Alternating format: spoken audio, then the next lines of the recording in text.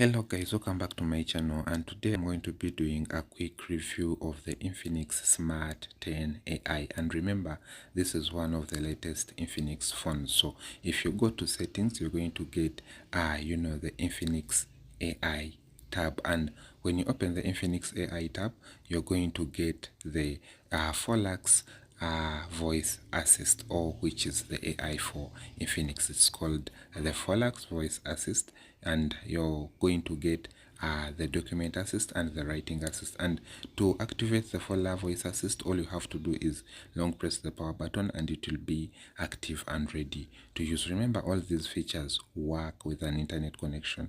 And the document assist, here you can upload your documents to get key points, summarize your documents, collect grammar in your documents, or analyze your documents, and it will be helpful. And you also get the writing assist, and the writing assist, it helps you to collect your spellings and also collect your grammar while writing, or give you suggestions while writing or typing something. And those are the AI features you get on the Infinix Smart 10. So you get the Folax voice assist, document assist, and write assist. And to activate the Folax voice assist, all you have to do is long press the power button and you'll be able to get the AI Folax assist. Anyway guys, thanks for watching. See you on the next